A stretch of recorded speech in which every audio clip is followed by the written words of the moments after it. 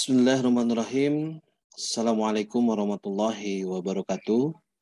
Alhamdulillahilladzi hadana lihada wa ma kunna linahtadiya laula an hadanallah. Asyhadu an la ilaha illallah wa asyhadu anna Muhammadan abduhu wa rasuluhu alladzi la nabiyya ba'da amma ba'du. Alhamdulillah, pada kesempatan kali ini saya akan menjelaskan materi mengenai analisis manfaat hasil pendidikan, di mana materi ini merupakan kelanjutan dari mata kuliah Ekonomi Pendidikan untuk mahasiswa program studi Pendidikan Ekonomi, Fakultas Keguruan dan Ilmu Pendidikan Universitas Pasundan. Sebelum saya akan menjelaskan mengenai materi yang akan dibahas pada video kali ini, saya akan menyampaikan terkait dengan capaian pembelajaran yang harus dicapai oleh para mahasiswa. Yaitu setelah mempelajari materi ini, diharapkan mahasiswa dapat menganalisis manfaat hasil pendidikan atau benefit pendidikan, baik yang dialami oleh masyarakat kita ataupun nanti yang bisa terjadi pada diri masing-masing mahasiswa. Baik, kita mulai materinya. Yang pertama yang akan saya jelaskan yaitu mengenai pendekatan education function atau input-output pendidikan. Pendekatan ini melihat bahwa lembaga pendidikan berfungsi sebagai pusat produksi yang apabila dipenuhi semua input atau masukannya yang diperlukan dalam kegiatan produksi tersebut, maka lembaga ini akan menghasilkan output yang dikehendakinya. Pendekatan ini menganggap bahwa apabila input seperti pelatihan guru, pengadaan buku dan alat pelajaran, dan perbaikan sarana serta prasarana pendidikan lainnya dipenuhi, maka mutu pendidikan atau output yang dihasilkan secara otomatis akan terjadi. Konsepsi input dan output pendidikan sejauh ini merupakan gambaran mutu pendidikan adalah gambaran dan karakteristik menyeluruh dari barang atau jasa yang menunjukkan kemampuannya dalam memuaskan kebutuhan yang diharapkan atau yang tersirat. Nah, dalam konteks pendidikan, pengertian mutu mencakup input, proses, dan output pendidikan. Kita akan coba bahas satu persatu mengenai input, proses, dan output pendidikan. Nah, yang pertama adalah input pendidikan. Input pendidikan adalah segala sesuatu yang harus tersedia karena dibutuhkan untuk berlangsungnya proses. Sesuatu yang dimaksud berupa sumber daya dan perangkat lunak serta harapan-harapan sebagai pemandu bagi berlangsungnya proses. Input sumber daya meliputi sumber daya manusia yang terdiri dari kepala sekolah, guru, termasuk guru BK, karyawan atau tata usaha, dan siswa. Sementara sumber daya selebihnya atau yang lainnya seperti peralatan, perlengkapan, uang atau biaya, bahan, dan sebagainya. Input perangkat lunak meliputi struktur organisasi sekolah, peraturan perundang-undangan, deskripsi tugas, rencana, program, dan sebagainya. Input harapan berupa visi, misi, tujuan, dan sasaran-sasaran yang ingin dicapai oleh sekolah. Nah, kesiapan input sangat diperlukan agar proses dapat berlangsung dengan baik. Oleh karena itu, tinggi rendahnya mutu input dapat diukur dari tingkat kesiapan input. Makin tinggi tingkat kesiapan input, makin tinggi pula mutu input tersebut. Lalu yang kedua, proses pendidikan. Proses pendidikan merupakan berubahnya sesuatu menjadi sesuatu yang lain. Sesuatu yang berpengaruh terhadap berlangsungnya proses disebut input, sedangkan sesuatu dari hasil proses itu disebut dengan output. Nah, dalam pendidikan berskala mikro, seperti di tingkat sekolah, proses yang dimaksud adalah proses pengambilan keputusan, proses pengelolaan kelembagaan, proses pengelolaan program, proses belajar mengajar, dan proses monitoring dan evaluasi. Dengan catatan bahwa proses belajar memiliki tingkat kepentingan tertinggi dibandingkan dengan proses-proses yang lainnya. Nah, proses dikatakan bermutu tinggi apabila pengkoordinasian dan penyerasian serta pemaduan input sekolah seperti guru, siswa, kurikulum, biaya, peralatan, dan sebagainya dilakukan secara harmonis. sehingga mampu menciptakan situasi pembelajaran yang menyenangkan, mampu mendorong motivasi dan minat belajar, dan benar-benar mampu memberdayakan peserta didiknya. Kata memberdayakan mengandung arti bahwa peserta didik tidak sekedar menguasai pengetahuan yang diajarkan oleh gurunya saja, akan tetapi pengetahuan tersebut juga telah menjadi muatan nurani peserta didik, dihayati, diamalkan dalam kehidupan sehari-hari, dan lebih penting lagi, peserta didik tersebut mampu belajar secara terus-menerus atau mampu mengembangkan dirinya. Lalu yang ketiga adalah output pendidikan. Output pendidikan adalah merupakan kinerja sekolah.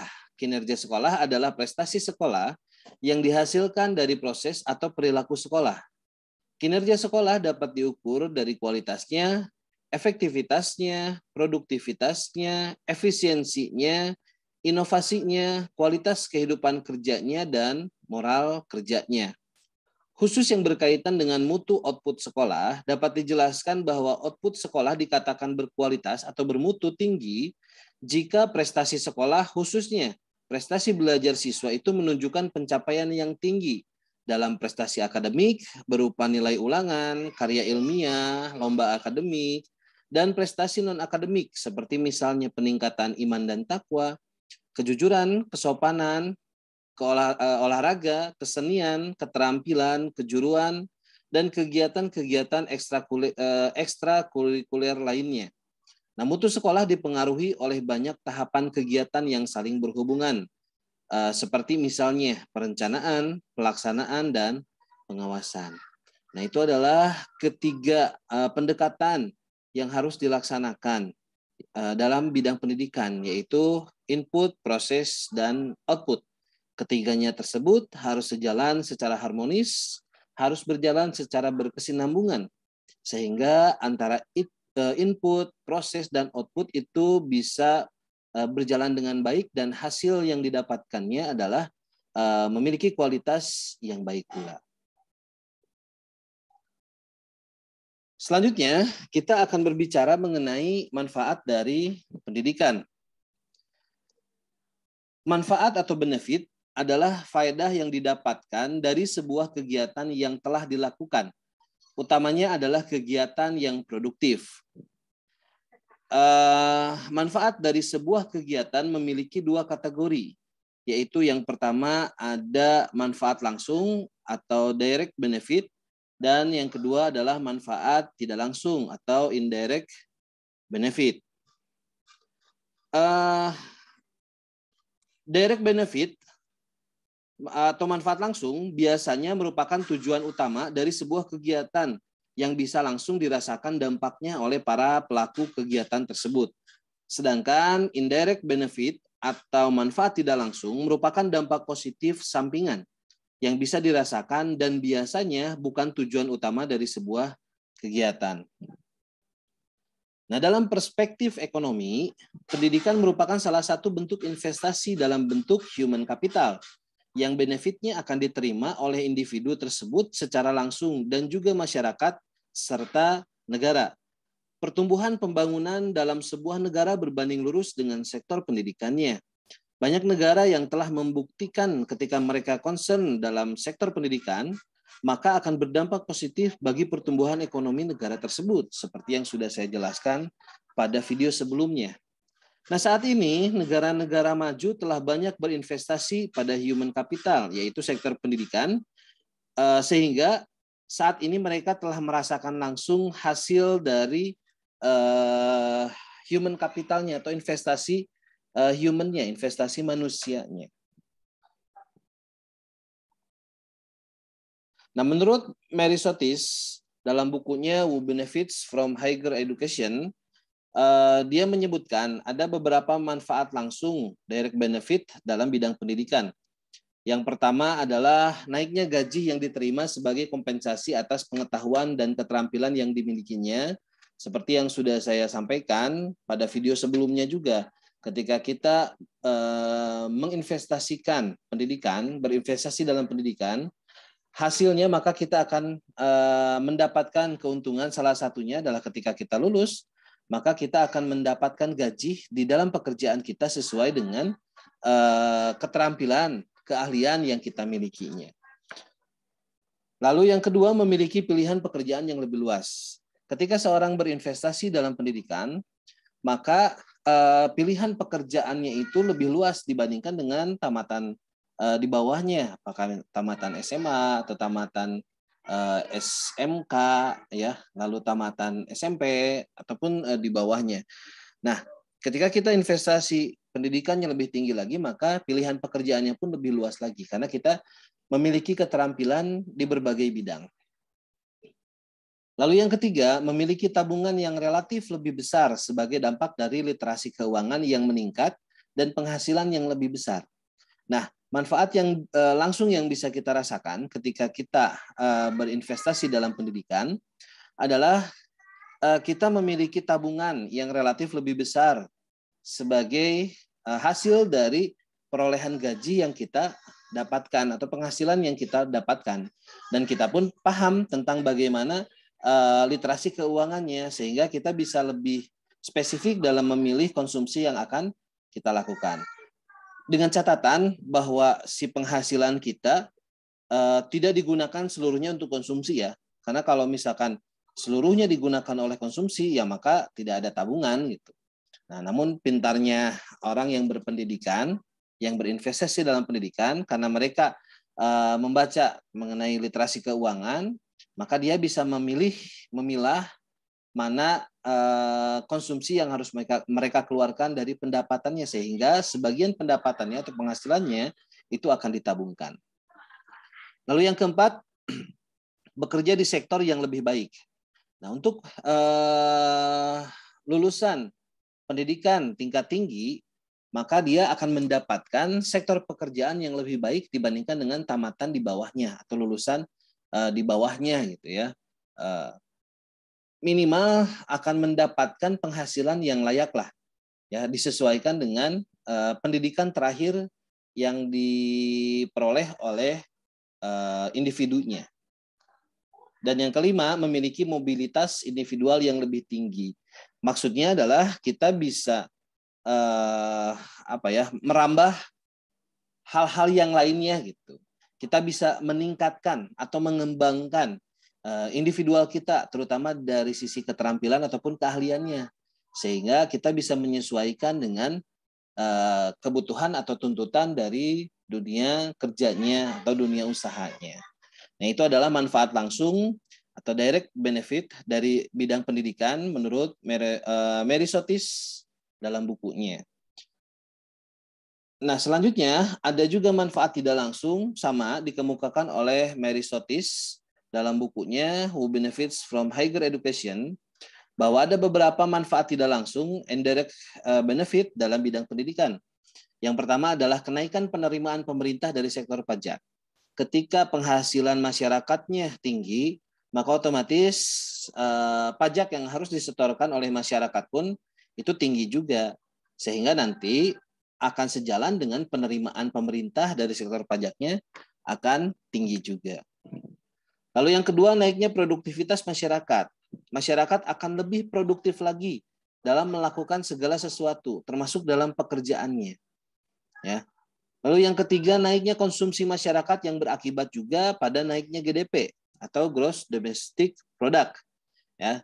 Nah, ketika kita banyak membelanjakan penghasilan kita, ya, maka akan mempengaruhi terhadap naiknya dari GDP gitu ya. Jadi ketika penghasilan masyarakat itu tinggi, konsumsinya pun sejalan, ada kenaikannya yang akan berakibat juga pada naiknya gross domestic product-nya. Lalu yang keempat, peningkatan fleksibilitas tenaga kerja atau adaptasi kerja terhadap tuntutan dunia kerja. Nah, dalam sektor pendidikan ini, manfaat yang tidak langsung bisa dirasakan oleh masyarakat adalah bahwa kita mampu adaptif gitu terhadap pekerjaan yang kita laksanakan gitu. Ya, bagaimana tuntutan dunia kerjanya, nah kita mampu memenuhinya. Ya, karena fleksibel. Ya, hasil dari pendidikan itu menjadikan individu itu lebih fleksibel, bisa menyesuaikan dengan tuntutan dunia kerjanya. Seperti contohnya sekarang, bisnis sekarang banyak menggunakan online gitu ya, banyak menggunakan online. Nah, secara otomatis masyarakat pun itu akan adaptif terhadap apa yang terjadi, perubahan yang terjadi gitu ya dalam perekonomian di dunia ataupun di Indonesia sendiri. Dan yang terakhir, menurunnya ketergantungan masyarakat terhadap bantuan finansial dari pemerintah atau subsidi. Nah, dengan adanya lulusan ya dari bidang pendidikan, hasil dari investasi pendidikannya, diharapkan masyarakat itu sudah tidak bergantung lagi terhadap bantuan atau subsidi dari pemerintah, yang menyebabkan pemerintah bisa fokus untuk mengembangkan atau membangun sektor-sektor lain gitu tanpa harus memberikan subsidi kepada masyarakat, karena masyarakat mereka bisa memenuhi kebutuhannya karena memiliki keterampilan, keahlian, sehingga penghasilan ataupun pendapatan yang mereka dapatkan itu lebih baik lagi. Jadi tidak ketergantungan kepada bantuan pemerintah atau subsidi. Nah, itu menurut Mary Sotis terkait dengan manfaat tidak langsungnya. Nah, selain manfaat langsung dan tidak langsung, ada juga manfaat sosial dari pendidikan. Manfaat sosial dari pendidikan yang pertama adalah rendahnya angka pengangguran dan kemiskinan.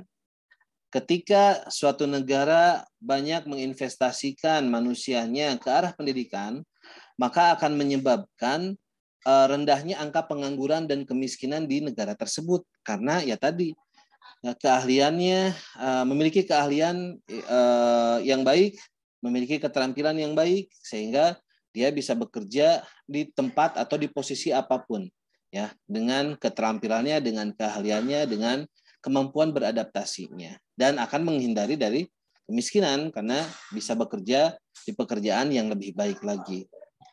Lalu yang kedua, meningkatnya penerimaan pajak pemerintah, seperti yang sudah dijelaskan sebelumnya.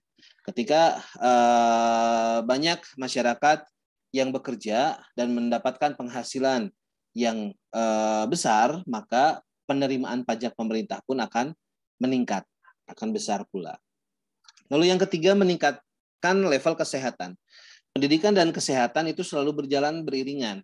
Ya, ketika pendidikannya baik, maka level kesehatan masyarakat pun akan baik karena sadar akan kesehatan dari masyarakatnya. Lalu yang ketiga, menurunnya tingkat kriminalitas.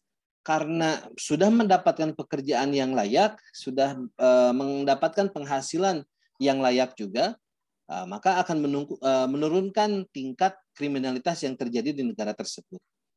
Dan yang terakhir, meningkatnya kepedulian sosial masyarakat. Nah, hasil dari human investment, investasi manusia dalam bidang pendidikan, maka manusia-manusia yang terdidik itu akan timbul kepedulian sosial kepada masyarakatnya, memberikan bantuan-bantuan kepada masyarakat atau orang-orang yang membutuhkan. Nah, yang jadi pertanyaan, lalu mengapa di Indonesia ini belum bisa mencapai keseluruhan manfaat hasil dari pendidikan yang telah dijelaskan tadi? Permasalahannya yaitu adalah cara pandang atau fokus dari pengembangan pendidikan yang selama ini berjalan. Sebagaimana kita ketahui bersama bahwa pelaksanaan pendidikan terlalu terfokus pada input, yaitu berapa siswa yang bersekolah dan outputnya itu berapa siswa yang lulus. Nah, itu harus dirubah ke depannya. Yang harus lebih difokuskan itu lebih kepada pelaksanaan atau proses pendidikan di sekolahnya. Tentang bagaimana pembelajaran dilaksanakan, media pembelajaran, dan ketersediaan sumber belajar bagi siswa. Sekaligus sejauh mana kompetensi guru dan tenaga pengajar lainnya, beserta alat evaluasi proses pembelajaran yang dilakukan di sekolah. Nah, untuk memulai hal tersebut, perbaikan awal yang harus dilakukan adalah pembenahan pada pola manajemen sekolah. Nah, dalam pola lama, tugas dan fungsi sekolah lebih pada melaksanakan program daripada mengambil inisiatif merumuskan dan melaksanakan program peningkatan mutu yang dibuat sendiri oleh sekolah. Nah, sedangkan pada pola baru sekarang ini, sekolah memiliki wewenang lebih besar dalam pengelolaan lembaganya. Pengambilan keputusan dilakukan secara partisipatif, dan partisipasi dari masyarakat makin besar. Sekolah lebih luas dalam mengelola lembaganya. Pendekatan profesionalisme lebih diutamakan daripada pendekatan birokrasi. Pengelolaan sekolah lebih desentralistik. Perubahan sekolah didorong oleh motivasi diri sekolah daripada diatur dari luar sekolah. Regulasi pendidikan lebih sederhana. Peranan pusat bergeser dari mengontrol menjadi mempengaruhi dan dari mengarahkan ke memfasilitasi. Dari menghindari resiko menjadi mengolah resiko. Penggunaan uang lebih efisien karena sisa anggaran tahun ini dapat digunakan untuk anggaran tahun depannya. Lebih mengutamakan teamwork. Informasi terbagi ke semua warga sekolah.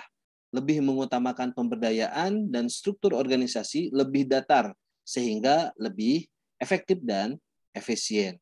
Nah, sebetulnya pendidikan itu harus dimaknai sebagai sistemik organik, menekankan bahwa proses pendidikan formal harus memiliki ciri-ciri sebagai berikut.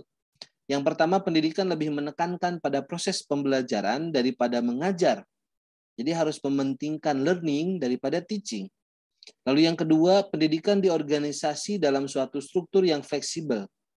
Ketiga, pendidikan memperlakukan peserta didik sebagai individu yang memiliki karakteristik khusus dan mandiri. Keempat, pendidikan merupakan proses yang berkesinambungan dan senantiasa berinteraksi dengan lingkungan. Sehingga pada gilirannya pendidikan dapat menjadi jawaban atas permasalahan-permasalahan yang ada. Nah, itu seharusnya yang dilakukan oleh kita terkait dengan permasalahan. Kenapa manfaat yang begitu banyaknya, begitu besarnya, yang tadi sudah dijelaskan juga gitu ya, banyak sekali manfaat yang didapatkannya. Tetapi kenapa masih belum bisa dirasakan oleh masyarakat kita, oleh negara kita? Karena salah satunya adalah ini yang sudah tadi saya sampaikan. Nah, selanjutnya saya akan membahas tentang analisis biaya manfaat. Analisis biaya manfaat adalah salah satu cara yang digunakan untuk mengevaluasi sumber daya yang digunakan untuk mencapai efisiensi optimal.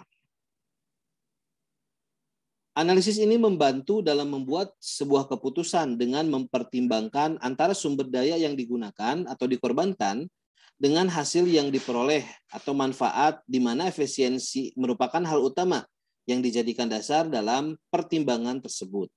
Analisis ini menggunakan rasionalitas ekonomi dalam pengambilan keputusan, di mana sebuah keputusan atau kebijakan mencapai kriteria efisien jika manfaat yang diterima lebih besar dari biaya yang dikeluarkan. Dan manfaat bersih tersebut juga lebih besar dari manfaat bersih yang dihasilkan dari alternatif kebijakan lainnya. Jadi dengan menganalisis biaya manfaat pendidikan ini, kita mampu mengetahui keputusan dalam memilih pendidikan kita dilihat dari selisih biaya yang dikeluarkan dengan perolehan yang akan diterima di masa yang akan datang. Misalkan kita hitung berapa pengeluaran kita selama kuliah, bayar DPP, beli buku, bayar uang kos, bayar praktik, dan lain sebagainya. Lalu kita hitung kira-kira berapa pendapatan yang akan kita terima setelah kita lulus kuliah dan bekerja. Nah, dari situlah kita mampu memperkirakan kira-kira biaya yang diinvestasikan untuk kuliah bisa kembali dalam jangka waktu berapa tahun ketika kita memulai pekerjaan kita. Contohnya misalkan total biaya yang dikeluarkan selama kuliah itu 100 juta. Lalu kita bekerja dan mendapatkan penghasilan 1 bulan 4 juta. Nah, 4 juta itu dikali 1 tahun, maka penghasilan 1 tahun kita adalah 48 juta.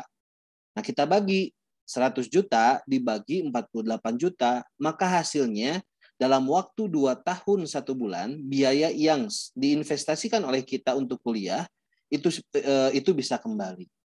Nah, itulah kenapa pentingnya kita menganalisis biaya manfaat, ya, supaya kita mengetahui kapan biaya yang sudah diinvestasikan oleh kita dalam pendidikan itu kembali lagi ke kitanya, ya, dengan catatan dengan melihat bahwa ketika kita sudah lulus kuliah langsung bekerja gitu ya, lalu bekerjanya misalkan mendapatkan penghasilan yang di atas UMR. Nah, itu nanti kita akan bisa memperhitungkan kira-kira berapa waktu supaya investasi itu atau biaya yang kita investasikan itu bisa kembali lagi ke kita. Nah, itu analisis biaya manfaat dari bukunya Adi Sujoto pada tahun 2019 di halaman 19. Nah, itu saja yang bisa saya sampaikan terkait dengan materi analisis manfaat pendidikan ini. Dari penjelasan yang sudah saya sampaikan, dapat disimpulkan bahwa manfaat hasil dari pendidikan itu sangat banyak sekali dan bermanfaat baik bagi individu, masyarakat, maupun negara. Namun perlu kita pahami, output yang maksimal akan bisa dicapai asalkan input dari pendidikan dapat dikelola dan dikembangkan dengan baik pula, serta proses pendidikan yang bisa dilaksanakan dengan baik.